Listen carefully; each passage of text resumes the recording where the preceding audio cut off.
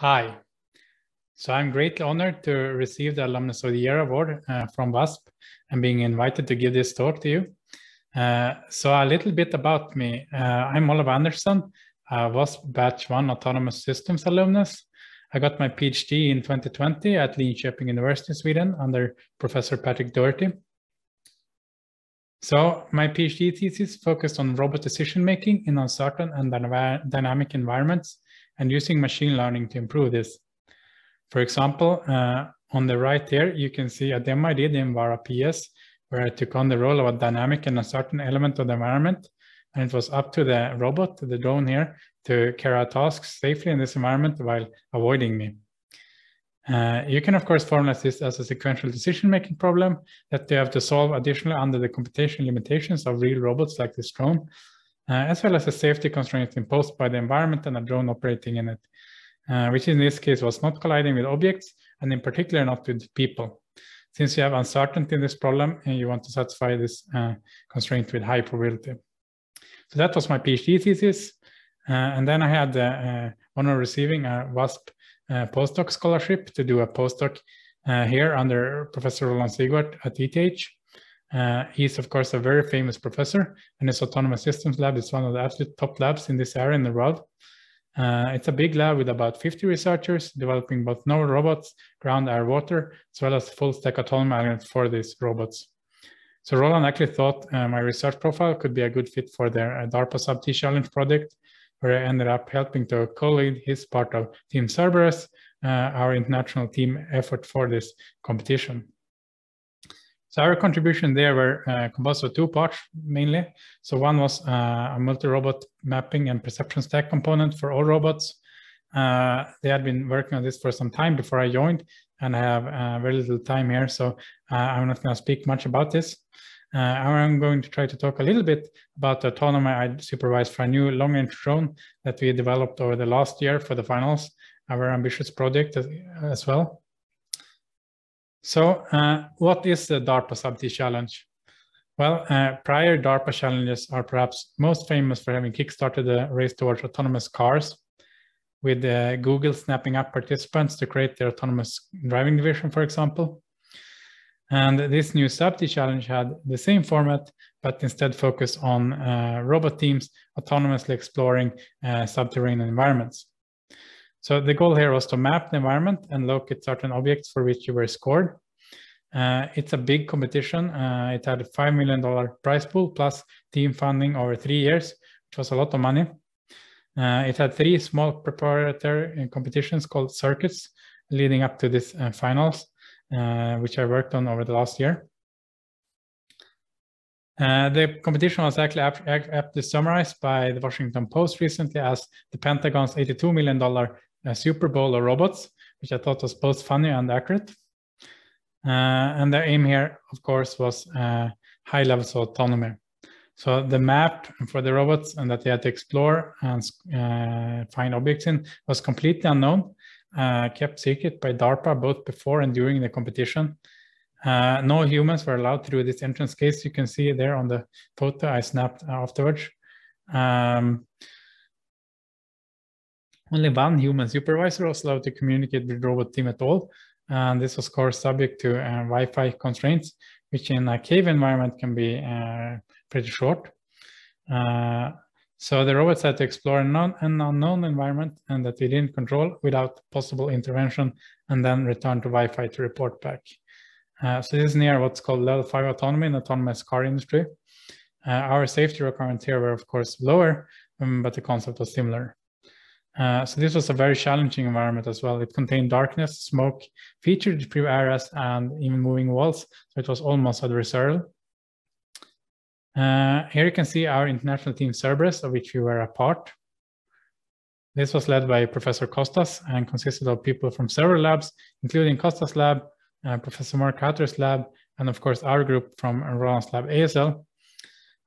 Both Mark and Costas have been researchers in Roland's lab previously, so he was kind of the academic granddad of the team. And our main focus was on legged robots, the red robot dogs you can see in the background called Animals. This is actually also a spin-off from Mark Hatter's lab. And then we complemented this by air robots of various sizes for part of the environment that the robot dogs could not reach or traverse. So as mentioned, I led the development of autonomy for our new long-range drone, seen in the green box in the photo. The idea was to develop a long-range drone with escapable sensors as well for the animals, which is important for scoring. For this, we use the LRT, which is a multi-directional tricopter. This has full actuated props, so it's actually pretty stable near surfaces and good at reacting disturbances, the kind of aerodynamic disturbances you get when you fly near obstacles. So I developed autonomy for this with a small group using a 128 beam 3 LiDAR, 6 cameras, 3 LDs. It ended up being about 6 kilograms and having a 22-minute flight time. So quite a beast for a drone, especially an indoor one. We also did some cool research along the way on risk-aware and 3D exploration planning, because for large drones in confined spaces such as this, it's much more important to fly safely than to shave off a couple of seconds on the trajectory. So we finally achieved what I described as near level 5 autonomy in caves for this large 300,000 krona drone, where I was pretty comfortable letting it fly autonomous for 20 minutes at a time. And we actually had 0 crashes on a planner, which I'm personally very happy with. And it was a quite exciting project, and I would say ended up being quite impressive in the end. So here is a showcase of it flying over a canyon in the Seemühle cave here in Switzerland.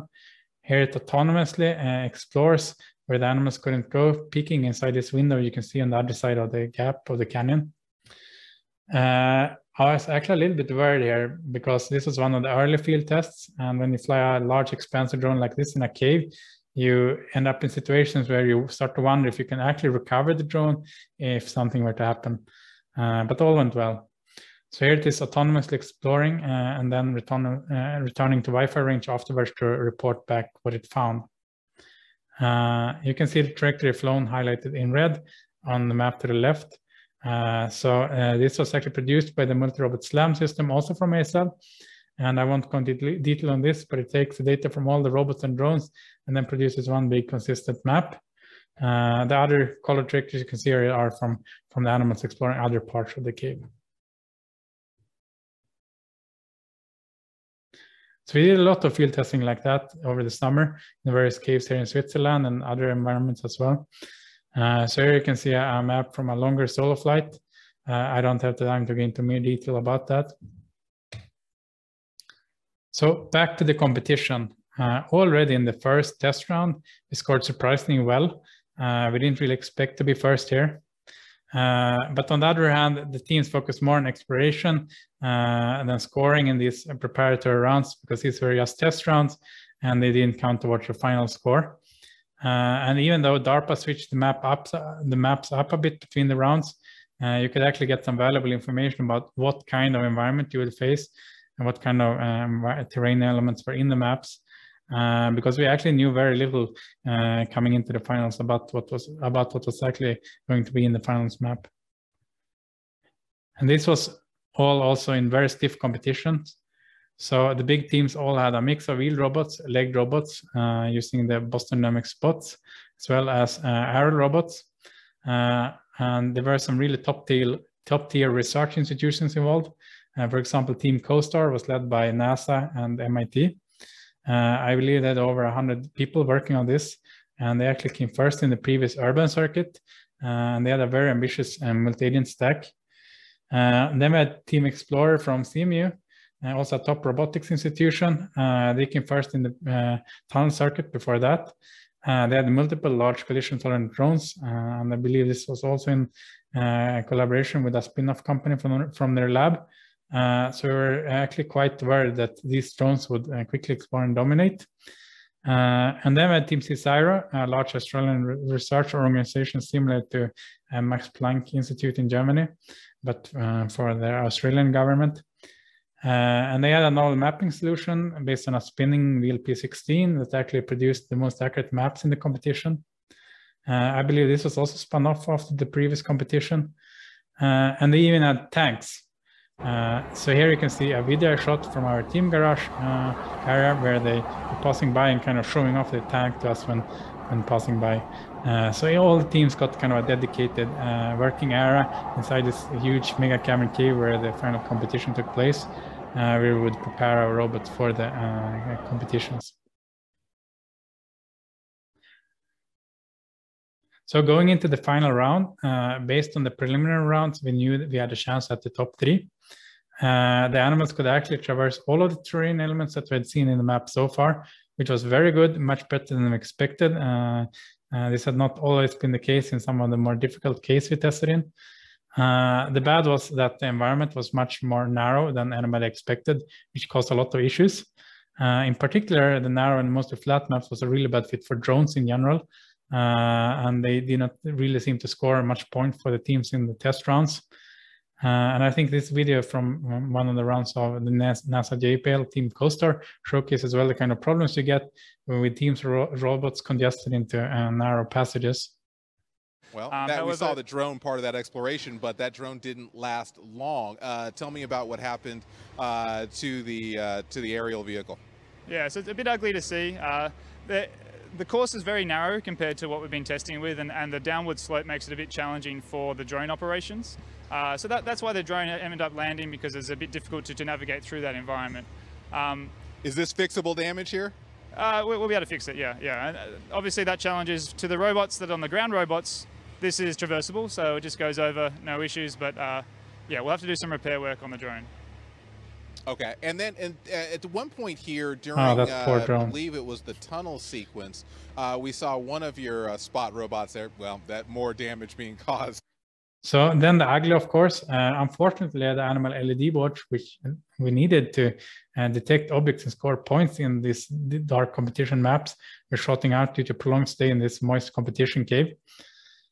So when you try things in the field, there's always some weird issues that pop up like this. And here you can see one of our team members desperately trying to dry an LD board using a blow dryer we grabbed from our hotel. So these boards were burning out at an alarming rate to the point where we actually ran out of spares.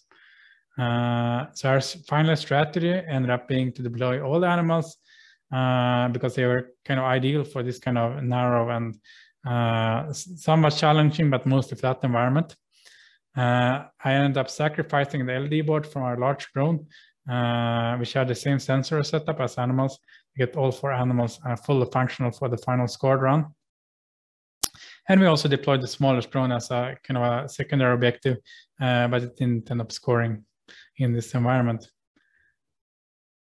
And the results were good. We actually won, but it was very close. We weren't sure that we won until the awards ceremony the next day. It was that close. But let me tell you, this was a very exciting 24 hours waiting for the results. So we're all very happy in the photo here on the right, where we received the prize during the award ceremony. So I'm on the far right there, just left of the DARPA director. So my take on why we won, as I said, the map was favorable to legged robots, and the animals were just more robust in the spots, and the tanks of the other teams. Our autonomous had no critical problems. We had tested enough for the summer to find major weaknesses and implement workarounds for the problems that did inevitably crop up. Because unknown environment here meant that teams ran into new problems even after 3 years of development. Autonomy is just that hard in the real world. So some trends from this year's DARPA challenge that I think might be of interest to the community. So first, quadruped leg robots are clearly becoming pretty good. All the major teams had some this year. Us having access to the animal full autonomous stack, since it's a spin-off from Hutter's lab, was probably an advantage over the Boston Dynamics spots, which I believe are closed APIs. And I heard some of the other teams complaining a little bit about the limitations imposed by that. Hutter's team also did some amazing work on learning robust controllers, which helped us during the final run. Second, all teams relied heavily on LiDAR. We actually used both LiDAR and camera for odometer and SLAM. And there's a little bit of an ongoing debate, both in the community and in our team, over camera versus LiDAR. But at least in this competition environment, the LiDAR ended up being more robust, in part probably because it was partly dark environment. Some of it, elements of it had smoke, and being very close up to objects is a limitation of limited field of view cameras. So finally, some closing remarks. One thing that becomes obvious when you do a lot of field experiments is that there are still many unsolved research problems in autonomy. So this is good for us researchers. So there is still lots of interesting research left to be done. And real-world experiments are actually extremely useful in identifying these problems, whether it be through WASP VARA, which I can personally recommend as it gave me interesting ideas and highlighted my research, or as a very high-profile DARPA challenge like this. These are all very useful for finding these problems and figuring out what the limitations of state-of-the-art is. Finally, I just close with this video, some preliminary results where we're trying to push the envelope on getting large drones through narrow passages. Here we utilize the full 5 degrees of freedom on the drone to explore even narrower passages. And now that the competition is over, we have several interesting related papers in the pipeline. So looking forward to get those out. Finally, a big thanks to WASP and the Wallenberg Foundations, as well as Roland for giving me all these opportunities. And of course, a big thanks to our amazing DARPA team here at ASL, as well as the wider team Cerberus for all those memorable moments in DARPA. Thank you. And also a big thanks to WASP again for this nice Alumnus of the Year award that you gave me and this invited talk. And finally, a thanks to the audience for listening. Thank you.